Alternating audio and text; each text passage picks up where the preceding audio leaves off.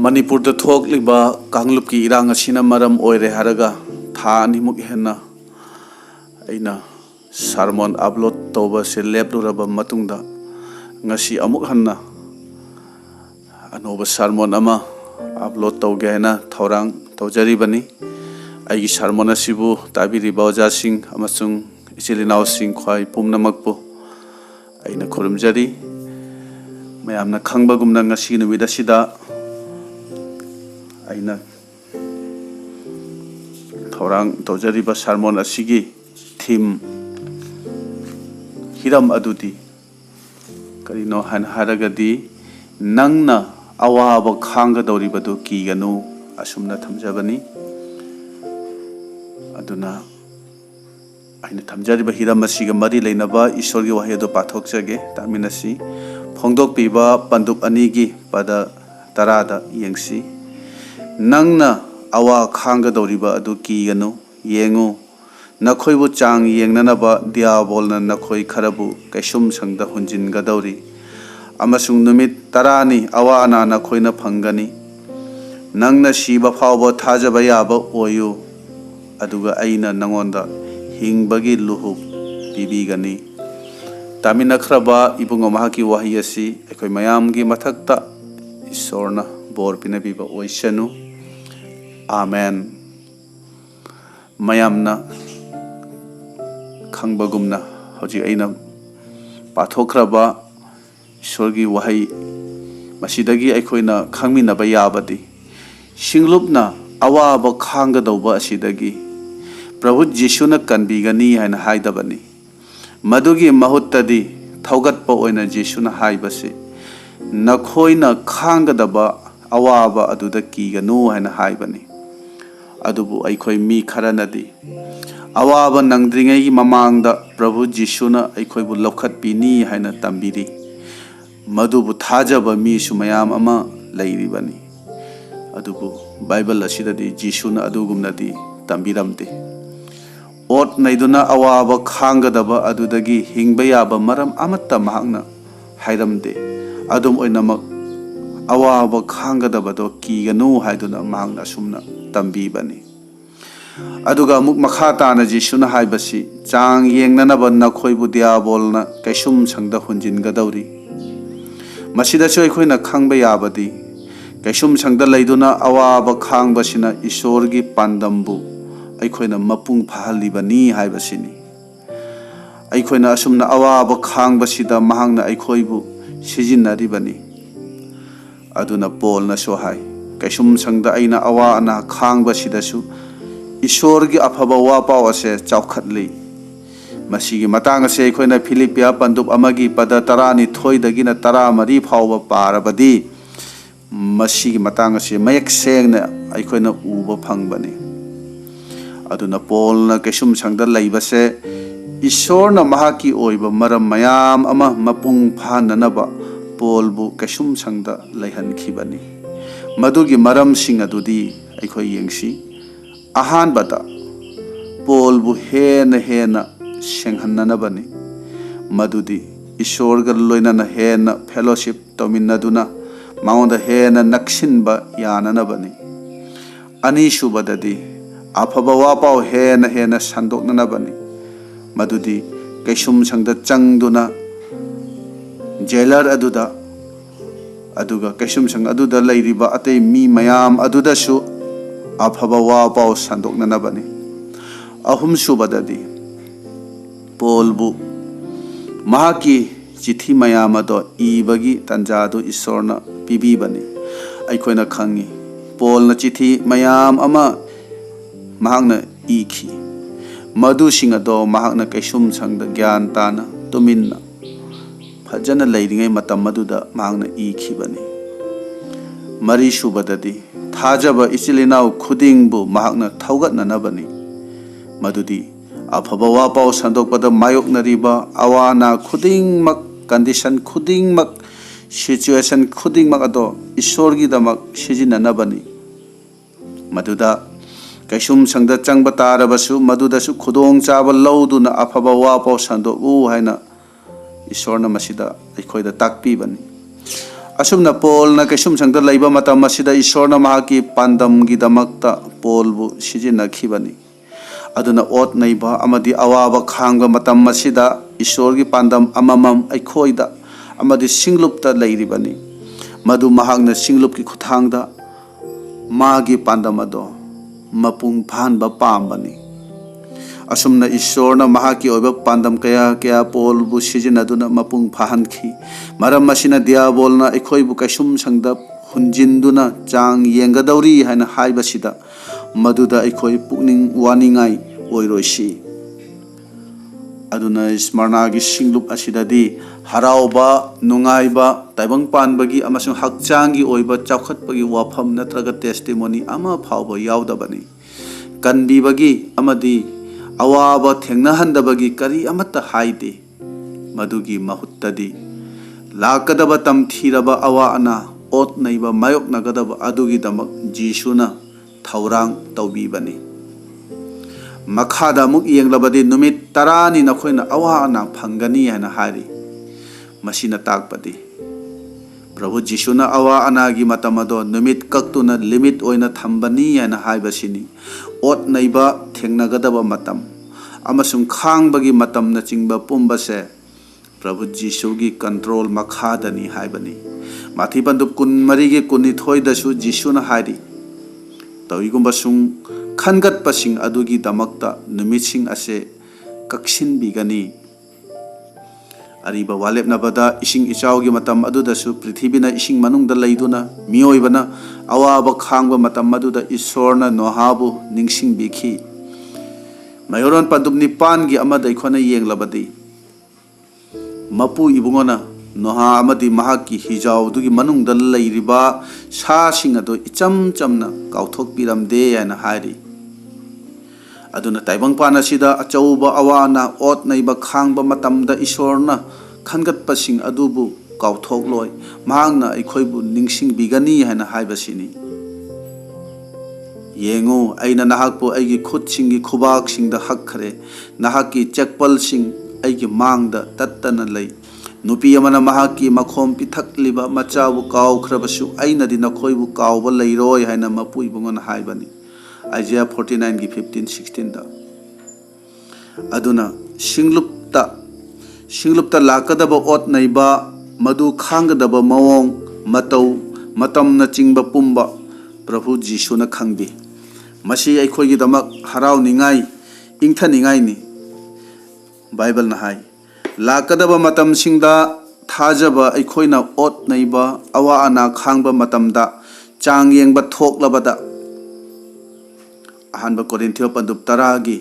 तरा हुंदु अदुदा हाइबसी अखोइना खांगबा ngamloidaba mawongda athemba awa खांगबदो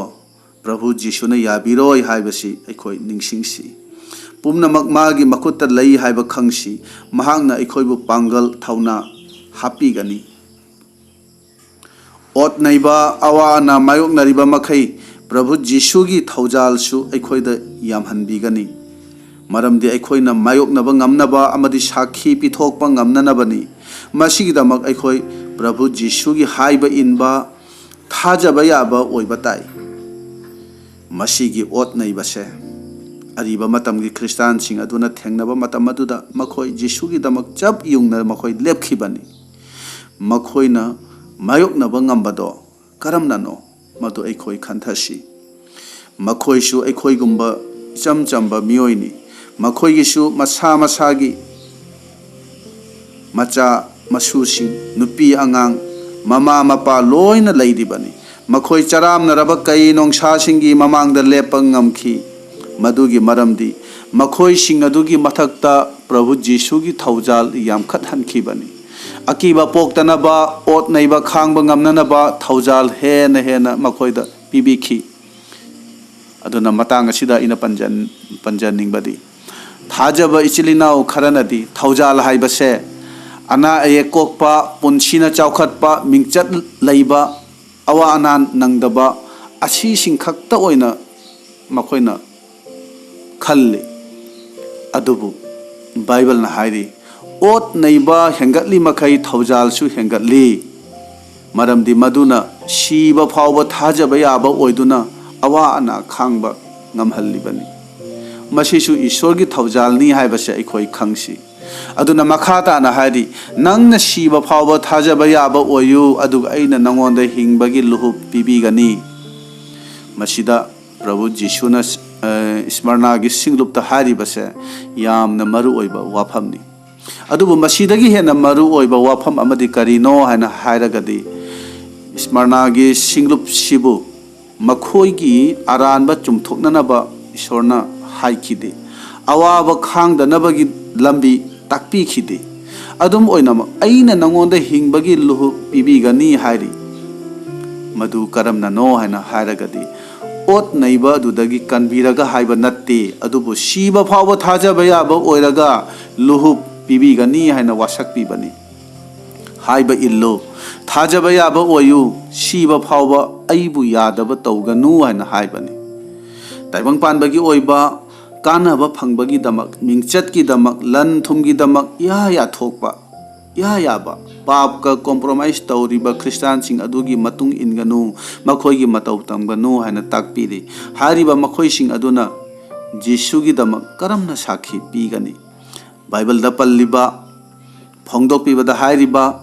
Antichrist ki thabak sing adu taibang pan asida thoklakpa matam da hariba Christian sing adudi Antichrist ki haiba induna makhoi gi matung inkigani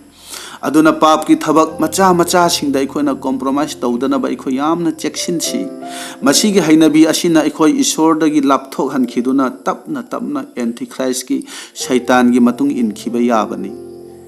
aduna ningsing minasi hingbagi lob hari base hakchang gi oiba taibang pan bagi oiba arang arak mayam asidagi yamna thoitok hendok bani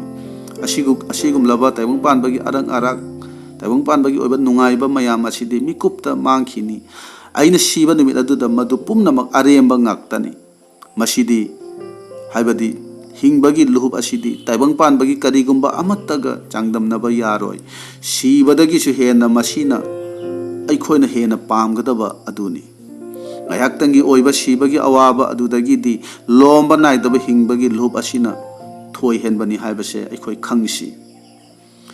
Christian hek haugalakpa matam adudagi ngasi phawbada Christian gi mathakta prithibi apumba sida ot naibase lepa leitri hena dum hengat lagli bani masi lepasu leiroi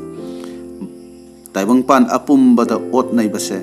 aikhoi pumna mangna khangli aikhoina uri adun haukiba chahi lising ani gi manung aduda Christian singbu ot naiba hatpa na chingba tawkhiba masing mayam adudagi di hojiki chahi kun gi manung asida handaki chahi kun gi manung asida Christian singbu ot naiba hatpa tuppagi masing asina yamna hen khrabani haibase masi aikoi khangsi aduna phongdok piba pandu kunma thoida yengdabadi Prabhu Jishuna hari angamba mioi adubu ani suba siba aduna mahakpu sokpa ngamloi aikhoina sibagi akiba bu ngamba Prabhu Jishu dagi thaptok hanbasing adubu aikhoina ngamba awa ana adubu khangba ngamba siba bu joy tawba ngamba mi aduda ani suba siba aduna sokpanba ngamloi haina Bible na hairi